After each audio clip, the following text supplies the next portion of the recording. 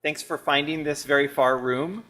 I actually came to a really great presentation here a couple hours ago, which gave me a chance to see the room and go, oh gosh, it's really big, and I'm going to be up top. So if you are here for Imposter Syndrome Strikes, Embracing Leadership When You Feel Like a Phony, then congratulations, you've made it to the right place. So thank you for coming. Real quick, I think we will talk about who we are. So who are you? And I am imposter number one. Yeah. My name is Jayanti Adelman. I'm the library director at Monterey County Free Libraries. I'm also one of the members of the board of CLA's board of directors. And I'm really happy to be here. All right. And my name is Bill Sanwald. I'm a principal librarian with San Diego County Library. I got a whoop. I've worked in libraries 25 years, and 23 of which was with San Diego Public, and now I'm with San Diego County. I'm in a principal librarian role. I have 9 different libraries that I oversee. So for me, it's the last couple years, it's really a different type of leadership experience for me, and I've struggled a lot with feeling like, am I worthy to be in this position? Is this something that I can do? And so today I'm really going to be talking and focusing on how I manage and kind of control those feelings and still embrace being a leader. So I think it's a good idea to always give a little outline of what we're going to talk about. I don't know if you've been to presentations where it's like a mystery, but I didn't want to spring anything on you. So we're going to give kind of an overview of imposter syndrome, and then we're going to do a nice audience activity to kind of get you warmed up. We're going to talk about some strategies to combat and control it. We're going to take a break, play some bingo. We're going to talk some more strategies, then we're going to do one more audience activity, and then we'll have conclusion, question and answer, and our contact information. All of the slides are also uploaded, as well as all the handouts and everything, so if you downloaded the app, you should be able to get it that way. We're also on video, it seems, so if you are like, hey, I want to watch this later, or if you think it's good and you want to recommend it to a colleague to watch it later, then hey, there's that option. All right, so to start with, I think it's a good idea to give a definition for imposter syndrome. There are plenty of sources for definitions, but I thought, why not the dictionary? And I really liked this one from Merriam-Webster. So originally called imposter phenomenon, imposter syndrome, as it's now usually called, is commonly understood as a false and sometimes crippling belief that one's successes are the product of luck or fraud rather than skill. So just hearing that definition, for any of you, does that kind of ring true sometimes for how you're feeling? I mean, I feel like, for me, definitely, it feels that way at times. I think, you hear this term a lot these days, right? So I thought it'd be good to maybe talk about how it kind of came into the mainstream lexicon. So in the late 1970s, Dr. Pauline Rose Clance did a lot of research and work with women in the business field, and the experience they had feeling like imposters and feeling they didn't fit in. And so she published an article with Suzanne Imes that really kind of brought the term and the idea more into that mainstream. I think it is important to point out that it's believed to be most prevalent in underrepresented and disadvantaged groups. But now articles are saying as high as 70% of the population are experiencing this in some form. I'm going to guess that. So that means 3 out of 4 people, but I'm going to guess that here, all of you probably have experienced it, otherwise you wouldn't be in the room. So, but it's a lot of us. A lot of us are feeling that way, and I think it's manifests itself differently with everybody. But I mean, I don't know if you wanted to speak about any of the experiences you've had. Yeah. Well, actually, one of the things, interestingly, is there are psychologists who say this is a made-up thing. It's not. There really is no such thing as an imposter syndrome. However, it's really a question of what you feel. So whether it's low self-esteem, lack of confidence, just anxiety when you're in a situation of where you feel you're in a position of power, it's all the same thing. And as Bill said, it's just a level. Some people really have it at a crippling level, and some people it's just very, it's a lower level of phonyism. It's just varies. So it is true. It's just varies, depends on what you actually call it. And so kind of to segue with that, there are so many resources and articles out there.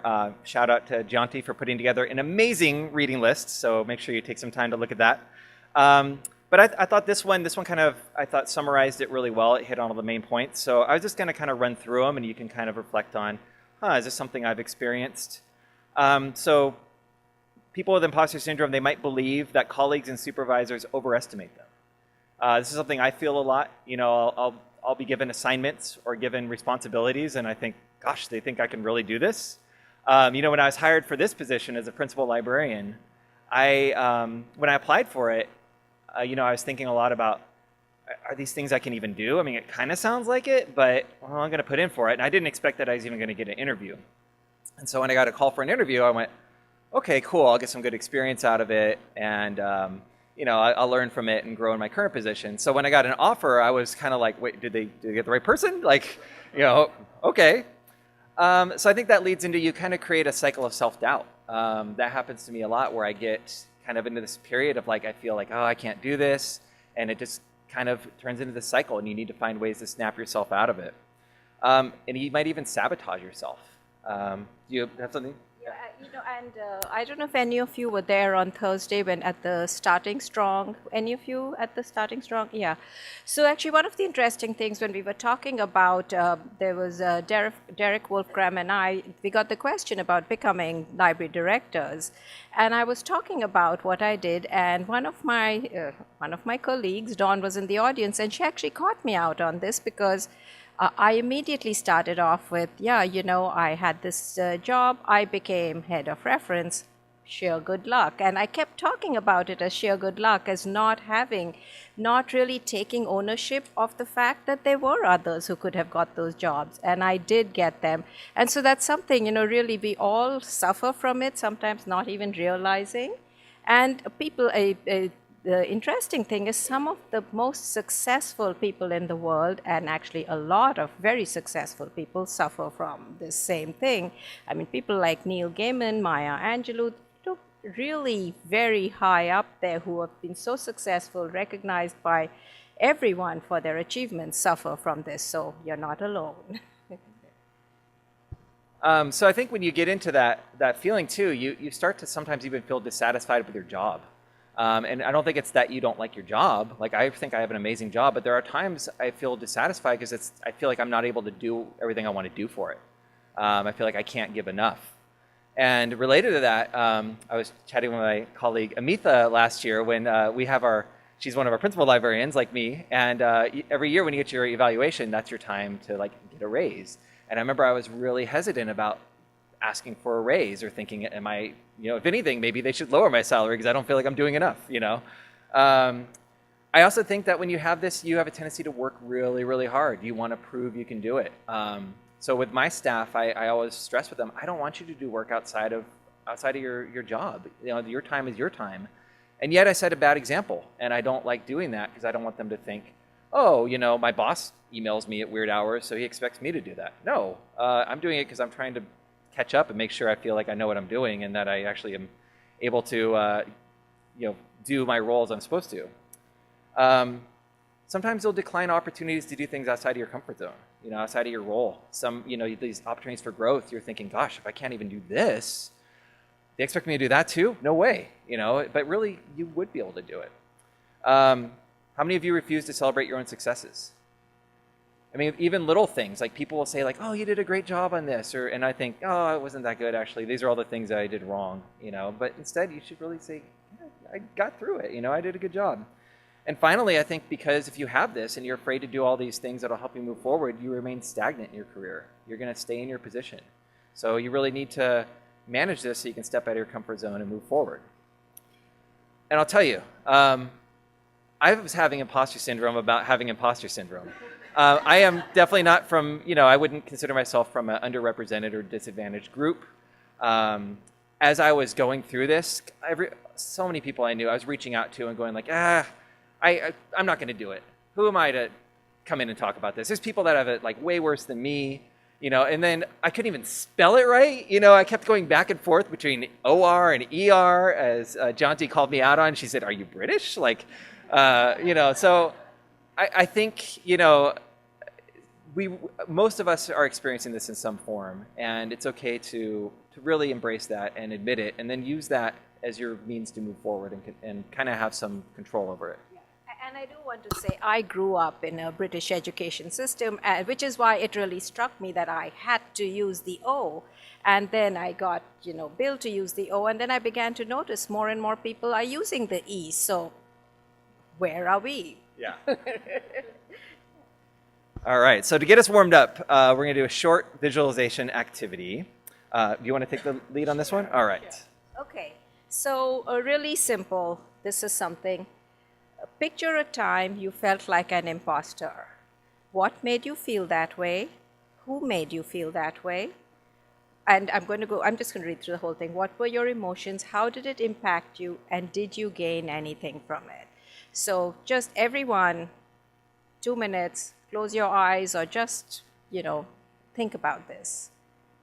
And we will call you on this, call for some answers.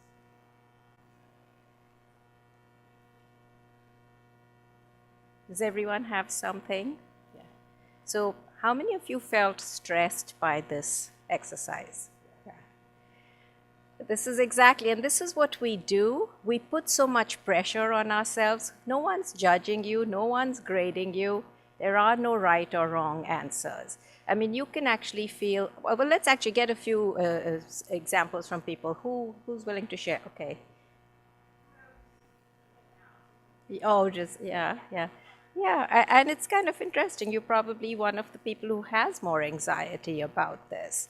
And we'll talk a little more about dealing with these issues. Anyone who actually has it either in a dating situation, in your personal life? No? Because this is actually very common. Parents, you have your kids with great confidence, and that's one of the most common things. You'll have moments where you're thinking, what am I doing? What were we thinking? Should have snipped early. Just it just. But and dating. This is a huge issue in dating. Yes. Yeah. Right. Yeah. Absolutely. Yeah, and I'll just tell you in the reading. Oh, go ahead. You want? Yeah. No, on the reading list, there's one book, and it's called Confidence, and I recommend it so strongly that if there is one single book you read, that's the one to read, because it really talks about the difference between confidence and competence, and the whole idea is that if you have you've got this lack of self-confidence, you're suffering from something like imposter syndrome, it's actually you're the one who's going to do much better than the person that has confidence. Because people that suffer from things like imposter syndrome or lack of self-confidence are more likely to find ways to improve themselves. And they're more likely to be popular, they're more likely to be liked, they're less likely to be smokers, they're less likely to die early. There's all kinds of good things about being, not having this self-confidence. So I think you're in good company. And don't be shy about coming in. We have handouts in the back, so please join us. Coming at a good time, transition. So, one thing I forgot to share is I've never presented at a conference before. So last year I set this goal for myself that I was going to present this year, and so I'm excited that I actually am. But a big reason why I didn't is because I thought, what can I talk about that somebody already isn't doing better and isn't already talking about better than me? So that was part of my struggle with even this, and I don't know how many times I emailed and texted her, and I'm like, I don't think I'm gonna do it, and she was this awesome source of support, and my colleagues, and my family, and just to share real quick about, like you mentioned, our personal lives. So I've been married. I just celebrated my 14-year wedding anniversary on Halloween, and there are times I'm just like, wait a minute, why is this lady married to me? She's awesome and totally talented, and one day she told me she thinks she has face blindness. I'm like, there we go. So, but yeah, I mean, it's all the time. It's not just work. So it's managing these feelings just for our whole lives. So with that in mind, talk about, and this is very us-centric, what we're going to talk about. So hopefully, you can take some things away from it. But remember, too, everybody experiences it differently. So hopefully there'll be some things you can say, okay, Bill, I'm with you on this. Even if there's other things you're like, not so much there. So, but talking about some strategies to combat it, I think first starting with yourself is important. So give yourself credit. You are in the position you're in now because you earned it. you're probably doing way more than you're giving yourself, that credit for. You're doing a good job at work. Give yourself that credit. And you're probably doing a good job in life. You're responsible enough to somehow have a job, come to a conference, find the right room all the way on the other side of the convention center. So give yourself some credit for what you're doing. But that said, embrace those inner insecurities. I think when you are able to actually confront those and say, these are the things that I'm struggling with, it helps you take that next step. So don't push those aside, embrace them. I also think gratitude is a good place to start with your self-affirmation. And what I mean by gratitude exercises, there's so many things you can do, but I think taking that moment to be grateful for where you are and what you're doing. So I love that I have a position where I get to work with 9 different libraries, and I get to go all over San Diego County and hopefully have a positive impact on the staff and the managers that I work with. And it helps me grow a lot. There's so many things that I'm grateful for. So taking those moments to just, whether it's internally or externally, thanking somebody, letting them know you appreciate them, that helps. And I really could do a whole presentation on gratitude, but I'll just leave it at a simple thing there. And then meditation and having a positive self-image. So to give a quick example, before the presentation here, I stood out. I don't know if anybody walked by me looking like a weirdo out in the hallway, but I stood out there and just did some thinking and pictured myself like, how do I want to be up here presenting? I've got to make sure I don't talk too fast, which I think I'm already doing a little bit. But like thinking about how I want it to go. And I use that at work. If I'm gonna have a difficult meeting with a manager that, might be even something disciplinary or something that's just hard to talk about, I might take a few minutes in the car to just sit and think, how do I want this conversation to go? How am I picturing it? How do I picture myself? So instead of picturing myself being uncomfortable and not liking it, I'm picturing myself being successful. So I think having that affirmation that we can do it is very important. Do you have anything to add with this? Okay. So speaking of affirmations, I start every day. So when I wake up, for a while, my brain would be like scrambled with so many things going on. And it was kind of like, I don't know if any of you are Harry Potter fans, but I started using a planner as a way to get some of these thoughts down. So kind of like Dumbledore would, take his thoughts and put them into depending on which side of California you're on, either the pensive or the pensieve. I've heard people say both. I think it's pensive, right? Or pensieve? Okay. So he would take, if you don't know, he would take these thoughts out of his mind and put them into this container because his brain was so busy. So that's what my planner does for me every morning. I take that time to kind of plan out my day. But one of the things in there is it has this area for affirmations. And so I took some time to read back through it, and I pulled some out that I said, hey, these are pretty good. So I'm going to just read them to you. And what these do for me is it helps structure my day and my thinking and just kind of how I want my day to be framed. So I'm going to just kind of read them for you. Every moment provides a new opportunity. I can only control myself. Do it well. That one's a big one for me. I can't control what other people do. I can't control the decisions and the choices that people make. I can control what I can do, and I can try to have a positive influence. But sometimes you work with people who make these choices that you can't control what they're doing. The way to move forward is step by step. That's one I have to apply to my larger life too. I have a tendency to start to panic. We recently had a water leak in our home. My son was taking a shower, and water started coming and from above, and I was like, oh my gosh. But one of the things my wife has had to teach me over the years, and she's been very good about it, is like, just take it step by step, and I apply that to everything. So what do I do first? Hurry up and finish the shower and turn off the water. Okay, move things out of the way, they're gonna get damaged. All right, can I tell where it's coming from? Let me call a plumber. So you just do step by step. Thanking others is important and effective. So we'll talk a little bit more about going outward with, in order to help with imposter syndrome, turning it outward. But I think there's a lot to be said for just thanking people and showing your appreciation for others. I like this one. I'm doing a lot, I'm doing enough. When I have those moments that I feel, you know what, I need to take another hour tonight to do email. No, I don't. I'm doing a lot. And what I'm doing is enough. The present is all we have. Be in it. I can't control what happened in the past. I can try to steer towards the future, but the only thing I can really have any influence on is this moment right now. Taking time off is a healthy thing to do. I am going to be flexing Tuesday and Wednesday of next week because I'm here this weekend, and I am planning not to, my goal is to not turn on my work phone, look at an email or anything. It's healthy. You come back and you're rejuvenated and you're ready to go. take one thing away from each experience. Whenever new staff start and I'm helping onboard them, I always say, just learn one thing every day. You're probably going to learn more than one, but maybe your first day you learn where you put your bag. Hey, that's something. The next day you learn, probably a better idea to take lunch in this area, not this area, because if I eat here, people are going to bother me. You know, pretty soon you're going to know a lot of things, but if every experience you have, you can take one thing away, it's worthwhile. And finally, I think enthusiasm is contagious and you should spread it. If you're enthusiastic and you show up and you really have that positive attitude, it's going to spread to others. And then before we do bingo, we're going to do building a support system. So I reach out to people a lot. I reach out to my colleagues, to friends, to family. We have 8 principal librarians in our system. We're the principals. And I would say any given day, at least 1 or 2 of them is hearing from me about something. And I have unique relationships with all of them. So some I might reach out for one reason, some I might reach out for another.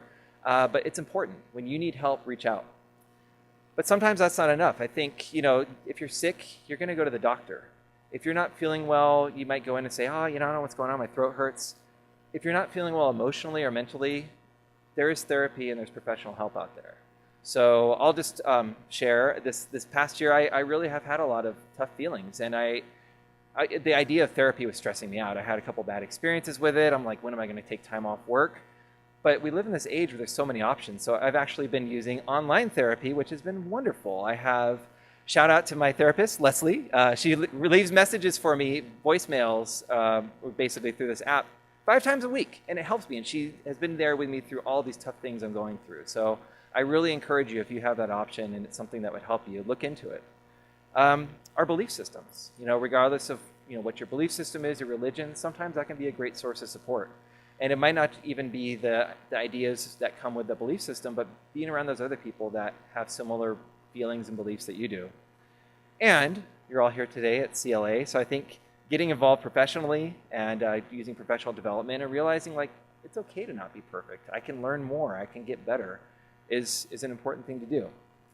So I have talked a lot, so we're going to take a break and we are going to play. Oh, you want to add something before we do? I just want to add something, Bill has this lovely list of affirmations, which are really good. One thing I do want to add is, we talk about talking to others. Many of us in this room and as librarians are introverts. And many of us are not comfortable about talking about our feelings or talking about what's going on, asking for help. And I will say to all of you, at least even if you don't talk to other people, if there's one thing you do, it is say, I will not judge myself by other people's standards. And that's what we all fall into this trap of, I'm going to compare myself, well, so-and-so is doing so much. Well, it looks like so-and-so is doing so much. You're probably doing just as much. And so really stop trying to compare yourself with others. That's really, really important, especially for those of you who are shy or introverts. Yeah. All right. Okay. Do you want to lead on the... All right, so all of you should have a sheet, a bingo sheet. And this should take you exactly 60 seconds to go through and just see how many times you can say bingo. And feel free to shout out bingo every time you do it. Did you do it? I looked through, yeah, almost everything. Yeah.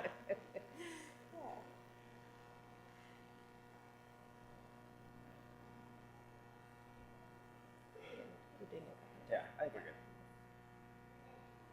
Bingo, all right. Yeah. No other bingo? Bingo? Bingo, bingo, bingo, bingo. Okay, so everyone, or almost everyone, who got 12 bingos? Anyone got? Thank you. Who's that? Someone? You got all 12 of them? I mean, all. Excellent. Anyone? We should give him a big hand. Everyone. 12 bingos. But it's just one of these things, though. This is kind of fun. Some of it is serious. Some of it is fun. But it is the truth that sometimes we fall into this trap. We really start talking of ourselves like it's not just that I'm inadequate. We then start finding reasons for why we are not good enough or why we should not be. And I'm too short, Bill is too bald, I mean, but it is. There are just different things that we try to find excuses. Just don't go there. Really, don't fall into that excuse trap. It's like don't fall into the comparison trap and don't fall into the excuse trap. Really, just try to work through it. All right. It's a little something to break it up here. So we'll continue with some of the strategies and talk about a couple different angles for them. So effective routines and rituals. I realize that when I don't have structure in my life, that's when I start falling more into feeling like I'm not doing a good job. So I mentioned that every morning I enjoy my coffee, sometimes put on a little soft music, get my planner done. But having some organization, whatever it is that works for you, helps out a lot. My Outlook calendar is kind of what runs my work life. And if it wasn't for that, I think some days I wouldn't know where I was going or who I was talking to. But the nice thing about that is those opportunities also give you a chance to log and review what you've done. So for me, using the planner I use, I have all my tasks in there, all my main things, and I can look back easily and say, wow, I did a lot this week. Or even today, look at all the things I did. My wife created this wonderful work journal for herself where every day she puts down all of her main accomplishments and she has it in this nice binder and she has little like inspirational quotes to herself. But taking that time to log what you're doing and review it helps a lot with you realizing like, whoa, I'm doing more than I realize. I used to do this really corny thing and I got out of the habit. I might get back into it now that I'm presenting, where every morning when I woke up, I would clap my hands and say, okay, and think this is going to be a good day. So the first thing I did, I sat up in bed, I clapped my hands, and I set that tone for the day. So now I think I'm going to get back into doing that because it really helped me. It started my first moment I woke up something positive. Relatedly, I think it's good to reflect. Take some time every day to reflect on how your day went. A lot of times with my colleagues, we talk about what are like 3 things, what are some wins today? And reflect, maybe something didn't go well, but instead of saying, well, this was a bummer, it's like, well, what can I learn from this? What do I need to do next? But it doesn't necessarily mean I failed. Personalized rituals. So this is something I've started doing to try to put some boundaries between things. It might be as simple as when you're feeling some anxiety or you're feeling like you're not good enough to do something, you take that moment and you maybe take a couple deep breaths and you just maybe repeat to yourself like, I've got this, little things. I mean, I tell people when they start a new job, the first time you walk through, have your shoulders up, smile, and walk in with confidence. You're going to set that tone for how your career is going to go. And a little thing I've learned is getting in some exercise helps a lot. When you're feeling really like I am not doing a good job, sometimes taking a 15-minute walk is awesome. And some of my colleagues are nice enough sometimes when I am stressed out to be like, let's take a quick walk, Bill, and we'll have a little walk and talk, and I feel so much better. So exercise really, really helps.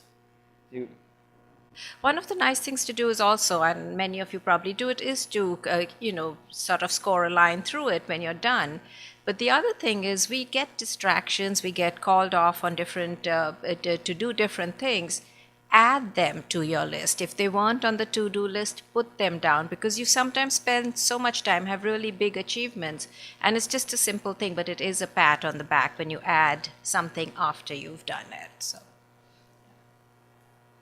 think something else that helps is doing that mental shift from going, whoops, I have it backwards. I wrote positive to negative. Oh, man. Oh, 1-star rating. Don't forget to rate us. But, gosh, I spent all this time looking at that, too. My mind just swapped it. So No. We were just checking to see if you all were reading. You would catch it. So negative to positive. So changing the tone and of your spoken or written language. A lot of times you might say something like, I can't do this. You could change that to, I'm still figuring out how to do this. You're still saying the same thing, right? But you're doing it in a way that instead of saying I've hit my wall, I'm done, is I'm still traveling, I'm still figuring it out, but I'm going to get there. Speak about yourself using positive terms. This is something that I've had to, and I constantly have to remind myself to do, is I have a tendency to go, oh, I'm not that great. Well, if you're like me, you're probably not good at this, That all helps give yourself that negative image, and you don't want to do that. You want to have a positive image about yourself. It doesn't mean you're being vain. It doesn't mean that you're being cocky about yourself, but it allows you to function better. Tracking positivity. So sometimes when I have really, really rough periods, I'll do this thing where I will, and one time I did it for a week and it was incredible, but I'll do it for a day where I just write down every positive thing that's happened that day. As simple as, man, coffee was good this morning. I got to listen to some great music in the car. I, got to help some kid get his first library card. And at the end of the day, when I go back and look at it, it's like, wow, I can't believe like all this great stuff happened that I normally don't see. We have a tendency, like there's one bad thing that happens and that just taints everything. Well, maybe that bad thing happened, but what about all the great stuff that happened? Even though I got out of this tough meeting that made me feel bad, when I was walking back to my car, there was this amazing sunset. There's all this stuff constantly going on around us that we just need to open our eyes to and appreciate. Work-life balance. This is something I definitely struggle with. I mentioned how I have a tendency to check email when I shouldn't be and things like that. So I'm trying to, sometimes getting your colleagues to help you with that too, and your family or friends or whomever, but having that balance of you can't work all the time. You've got to have that time away to be better when you're at work. The internet is kind of terrible sometimes. Like, not only just all the constant bad news we're getting, but you compare, like I think how you said, you're comparing yourself to other people. You're only seeing like what they want to put out there. So I know for me, I'll look at like what other librarians are doing and going like, oh, I am like the worst. How are they doing all these incredible things? And like, I'm doing nothing. It's like, well, they're putting up the things they're doing, but you're not seeing that moment in the day where they were crying in their car. You don't see all that stuff. So stepping away from that, just like stepping away from work. And a few years ago, so I don't know if you saw my bio, it mentions that I love video games. So it's kind of like Erwin was saying, feeling like, and Moni was saying, like, am I an adult? I go and buy things. Like I'll tell you a quick unnecessary story. The Nintendo Switch came out and I pre-ordered it. And something happened at Best Buy where it declined my card because it was such a big charge. So I had to call them. And the lady was like, is this for you? And I said, well, I have 2 kids. And I'm not lying. She said, William, you're too old for video games. Oh. And I went, oh, so anyway, let's get back on course. So a lot of times the whole gaming culture is kind of a negative thing. Like you'll see reviews or just the culture online. And there was this thing of like, this game's not good because of this or whatever. I started having this mentality about everything of like, instead of what's wrong with it, what's right with it? What do I like about this? So I kind of apply that to, my days, instead of going like, what was wrong with today? Like, what was right with today? What did I do wrong? What did I do right? So it's helped me a lot having that shift. And I actually want to add my old story, which is I was at the CLA booth this morning, and it is interesting. So we have a whole bunch of these little, ribbons that you can attach. And there's one in there that says, I'm a swinger. Well, all of you laugh. I'm from, a few years ago, which I did not realize. I always think of myself as pretty young and pretty hip. And in my day, swinger was really just someone who was cool and hip. And several people asked me, what does this mean? And I said, it means whatever you want it to mean. And then someone said to me, well, she said, for those of us who are young. And I was like, wow, all right, you really put this in perspective for me. But I'm not going to let that get me down. I thought, well, I will wear that sign. My husband's not here. I'm going to just wear that. I'm a swinger sign and walk around. Well, so I did for a while, but I took it off. But, I'm not going to let that get me down. And sure, I'm old, but I'm still young at heart. It's all right. I would say she's cool and hip. What do you think? Yeah. Thank you. All right. And then the last thing, I think, turning it outward. So providing support to people around you. I really believe that we are all infinitely interconnected in ways that we can't really fathom. So the energy we put out comes back to us. I'll share a quick little story that I like. I think it's a Buddhist story, but basically it's about a bird that had 2 heads. And I can't remember the name of it. If I was smart, I would have put that in here, but it just popped in my head to share this story. And the 2 heads hated each other. And so one of them had the bright idea one day of like, I'm going to kill the other head. I'm going to eat some poison and it'll die. Well, of course, both heads died because they shared the body. And I think about that all the time because I think about everything that happens to other people I'm connected to them whether I realize it or not. So I want to put as much positivity and help others as much as I can, because if I don't, I'm also hurting myself. So I try to put as much outwardly as I can in my life. So helping others get through difficult periods of self-doubt really can help you out. And you can do this from any level. I was just telling one of my people I work with, she had just promoted to a new position, and we had like set up a meeting, and I was like, oh, I'm gonna go out there and maybe give some like smart mentorship type support, you know. And the meeting was all basically to support me. It was about, here's why you're doing a good job, Bill. Here's why you're okay at what you're doing. And I realized I walked out of it, I'm like, I don't think I helped her at all, but it sure helped me.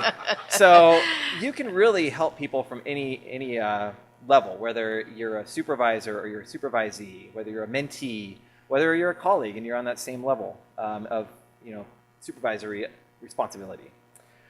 So what you get out of this, though, is you realize you know how to care for other people. You know how to do things that help them. Turn it around and use those techniques on yourself. A lot of times we neglect ourselves. We have a tendency to want to help others, but then we won't do the same thing for us. So you really should, because that allows you to do a better job helping other people. And as I will say, as a director, one of the things I've often got, pushback from the staff about is I send something out, and I really don't mean to put any pressure. I'm just saying, here's a nice grant. Take a look at it.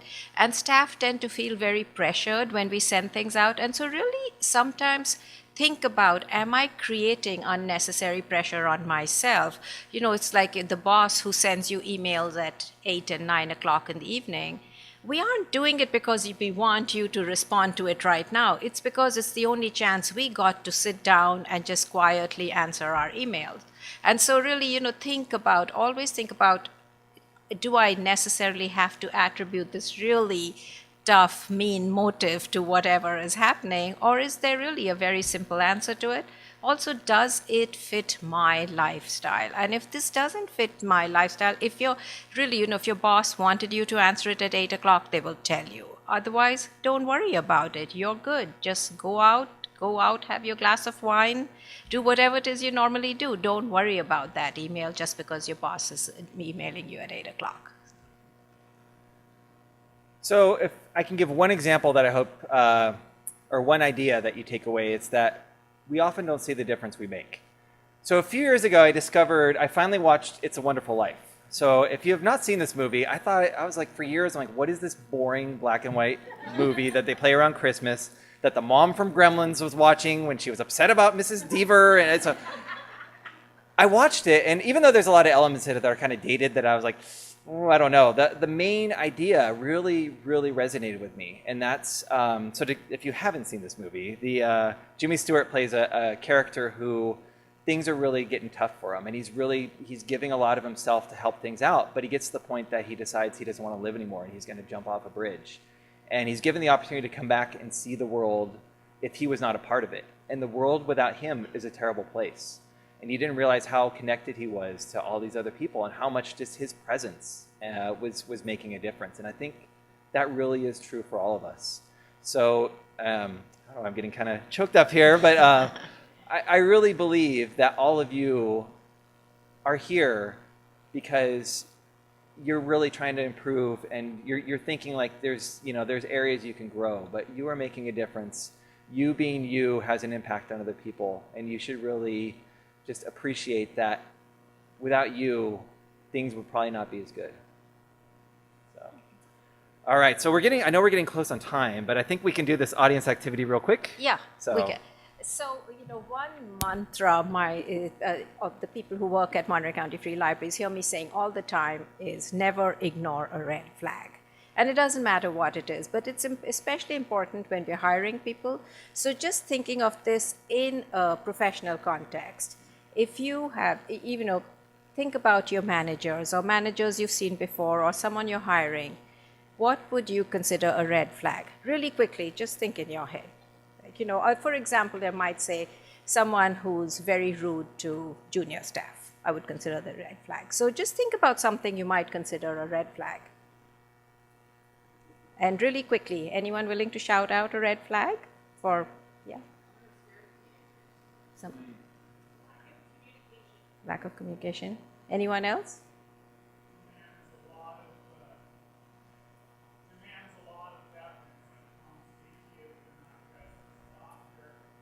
Okay, all right.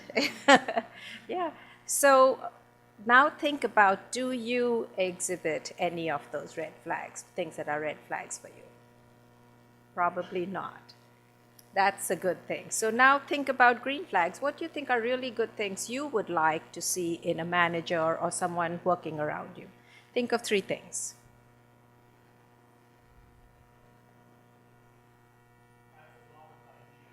All right. Okay, and there you go, and you already exhibited that. Oh, yeah, all right, good. Oh, yeah, wow, nice, okay. Open to the ideas of others, okay. And I think you had your hand up there. Oh, okay, and curious, okay.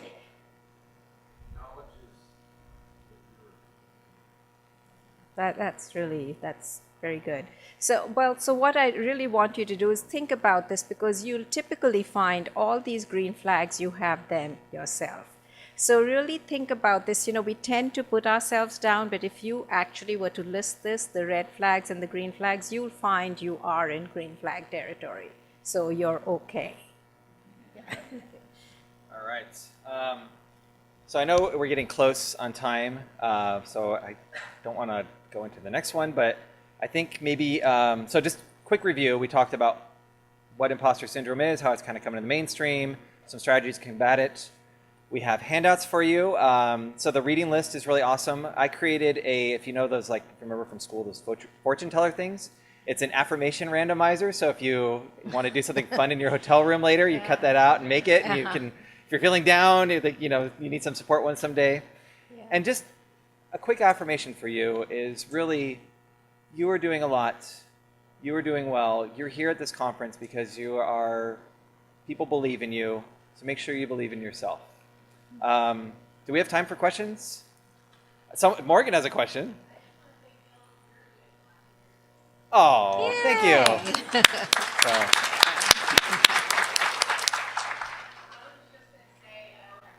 Uh-huh. Yeah. Yeah, I love that too. Yeah. And while I'm thinking of it, I'm just going to advance it one more so you can have our contact info. But does anyone else have any other questions? No? I'm supposed to remind you to make sure you use the app to rate the program. We'll try not to get stressed out if we look and see all, like, oh, well, Bill did positive and negative backwards, So, but I hope that this was helpful for you. And if you have more questions, we're going to be around the conference. And you can always email us. That's us, by the way, this last summer at the Pride Parade in Monterey, where she was kind enough to let me stay at her house and made amazing tacos for dinner. So it was great. Yeah, come visit us in Monterey County. Really nice place. Yep. Thank you all so much for coming.